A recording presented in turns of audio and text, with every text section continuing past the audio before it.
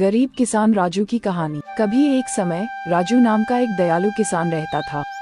उसके पास एक छोटी सी झोपड़ी थी जिसकी छत सूखी घास से बनी थी। राजू बड़ा ही गरीब किसान भी था, पर उसने अपनी गरीबी से कभी हिम्मत नहीं हारी थी। राजू अपने खेतों में बहुत मेहनत किया करता था। उसकी मेहनत से ही इस साल उसका खेत सब्जियों से भरा हुआ था। मोटे लाल टमाटर, कुरकुरी हरी बीन्स और चमकदार बैंगनी बैंगन। राजू हर दिन बहुत मेहनत करता था, अपने पौधों को सींचता था और घास निकालता था। लेकिन इस साल बारिश के बादल लुका छिपी खेल रहे थे। सूरज एक विशाल गर्म दीपक की तरह चमकता था जिससे जमीन सूख जाती थी। राजू चिंतित था। बारिश के बिना उसकी सब्जियां नहीं उग पाएंगी और उसके पास बाजार में बेचने के लिए पर्याप्त फसल भी नहीं होगी। वह अपनी छोटी बेटी रानी के लिए नए जूते या मीठे जलेबी, तले हुए आटे का नाश्ता नहीं खरीद पाएगा। एक सुबह राजू उदास महसूस कर रहा था। जब वह अपनी झोपड़ी के पास बैठा था तो एक छोटी सी गौरैया उसके कंधे पर आकर बैठ गई। चहचहाट चहचहाट, गौरैया ने सिर झुकाते हुए कहा। मुंह लटकाए क्यों बैठे हो राजू? राजू हैरान था। एक बोलने वाली गौरैया। उसने सूखी जमीन और भूखी सब्जियों के बारे में अपनी चिंता बता।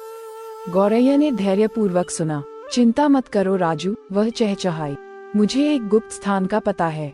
आम के ऊंचे पेड़ के पीछे एक छिपी हुई धारा बहती है। इसका पानी आपकी सब्जियों को फिर से हरा भरा कर देगा। राजू की आंखें चमक उठी। उसने गौरैया को धन्यवाद दिया और उसकी बताई हुई बातों का पालन किया। सबसे ऊंचे आम के पेड़ के पीछे उसने एक जगमगाती धारा देखी, ठीक वैसे ही जैसा गौरैया ने कहा था। राजू ने अपनी बाल्टी को ठंडे पानी से भर लिया और वापस अपने खेत की ओर दौड़ पड़ा। उसने ध्यान से प्रत्येक प्यासे पौधे के चारों ओर पानी डाला। सब्जियां खुशी से चहकती हुई लग रही थीं। उनकी पत्तियां चमकीली हरी हो गई। कुछ दिनों बाद आखिर बारिश आ ही गई।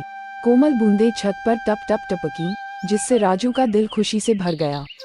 उसकी सब्जियां बड़ी और मजबूत हो गईं, चुनने के लिए तैयार। राजू ने अपने ताजे फल सब्जियां बाजार में बेची। उसकी मुस्कान सूरज की तरह चमक रही थी। उसने रानी के लिए नए जूते और जलेबियों का एक बड़ा डिब्बा खरीदा। मददगार गौरैया और छिपी हुई धारा की बदौलत सभी ने एक स्वादिष्ट भोज का आनंद लिया। उस दिन से राजू कभी भी छोटी गौरैया की दयालुता और छिपी हुई धारा के जादू को नहीं भूला। वह जानता था कि भले ही चीजें मुश्किल लगती हैं, वहाँ हमेशा थोड़ा जादू खोजने के लिए इंतजार कर रहा होता है। अगर गरीब राजू की कहानी अच्छी लगी तो लाइक, कमेंट, शेयर, सब्सक्राइब करें।